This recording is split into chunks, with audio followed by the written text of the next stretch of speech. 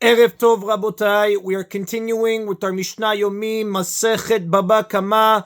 We are up to Perek Bet Mishna Gimel. Today's Mishnayot should be Le'elu Nishmat Neria Ben Svetlana Ranbai Eliyahu Ben Burchai Israelov Chana Bad Miriam Sason Ben Ryan Yoshua Ben Shifra Menuchatam Began Eden Amen and Lehavdil Ben Chaim Lechaim v'Derifua Shelemav Daniel Shalom Ben Rosa B'tor Shah Chulei Israel.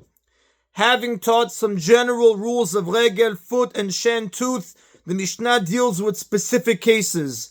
Hakelev hagedi shekavtzu merosh hagag v'shibru et hakelim. If a dog or young goat jumped from the top of a roof onto someone's private property and broke vessels when it landed, mishalem nezik shalem, the animal's owner pays full damages, b'bnei shen muadin, because these animals are muadin, in regard to jumping from roofs, meaning it is normal behavior for them. Since it is not unusual for dogs and young goats to jump off roofs, this is a case of damage done in the course of an animal's usual movement, regel, for which the owner must pay in full. Payment is required only if the damage occurred on the property of the nizak, the victim, because this is regel damage rather than keren.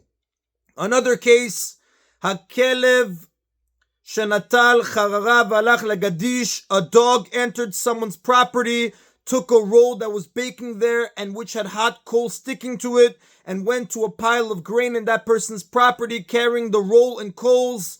Achal Chararav Vidlika Gadish, then it ate the roll, shaking the coals off onto the pile of grain, and thereby set the pile of grain on fire. The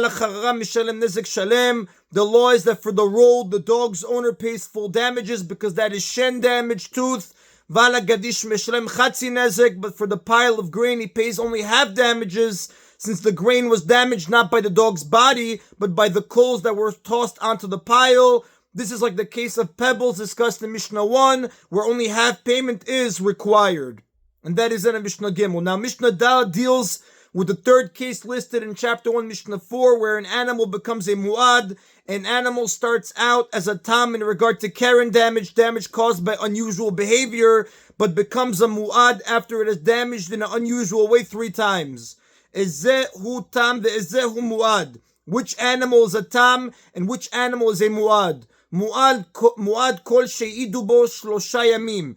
A mu'ad is any animal about which they warned the owner that it did keren damage on 3 days. According to this Tana, an animal that did keren damage 3 times on the same day does not become a mu'ad. Rather, the 3 incidents must take place over a period of at least 3 days. The 3 days do not have to be consecutive. For example, if it did keren damage on Sunday, Tuesday, and Thursday, it becomes a mu'ad. However, the days must not be separated by a day on which it had an opportunity to do keren damage but failed to act. For instance, if it gored an animal on Sunday and Tuesday, saw an animal on Wednesday but did not gore it, and then gored on Thursday, it remains a tam.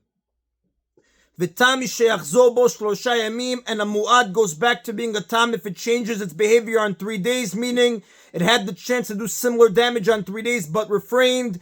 Divrei Rabbi Yehuda, these are the words of Rabbi Yehuda. Now, for example, according to Rabbi Yehuda, if it saw animals on 3 days and did not gore them, then in that case, again, a mu'ad goes back to being a tam if it changes its behavior on 3 days, meaning it had the chance to do similar damage on 3 days but refrained. So, for example, it saw animals on 3 days and did not gore them. A verse in the Torah teaches that in such a case, it returns to being a tam. Again, this is the words of Rabbi Yehuda. Rabbi Meir, however, Rabbi Meir says, Mu'ad shehi'idu bo shlosha pa'amim. A mu'ad is an animal about which they warned the owner that it did keren damage 3 times, regardless of whether the incidents took place over 3 days or only on 1 day. Rabbi Meir holds that if an animal can become a mu'ad by goring 3 times on different days, it can certainly become a mu'ad by goring 3 times on the same day, because the more frequently it attacks, the more dangerous it is. According to Rabbi Yehuda, however, a single day of goring is not enough for it to be a mu'ad, because it must show a pattern of aggressive behavior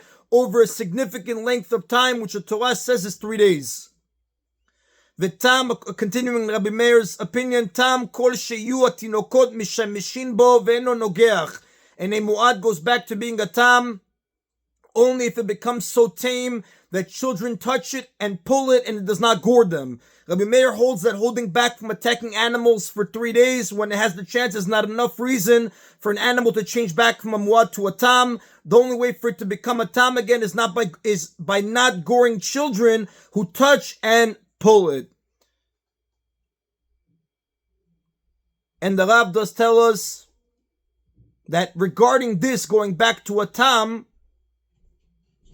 so again, the Rav tells us regarding the becoming a mu'ad, the halacha follows the opinion of Rabbi Yehuda. It has to be warned that it did keren damage on 3 separate days. But regarding going back to a tam, the halacha follows the opinion of Rabbi Meir that a mu'ad does not go back to being a tam unless it becomes so tame that children touch it and pull it and it does not gore them. So in the first, regarding becoming a mu'ad, the halacha is like Rabbi Yehuda, and regarding becoming a tam, the halacha follows the opinion of Rabbi Meir. And that is the Nabotai of today's Mishna Yomi. Baruch Adonai Leolam. Amen v'amen.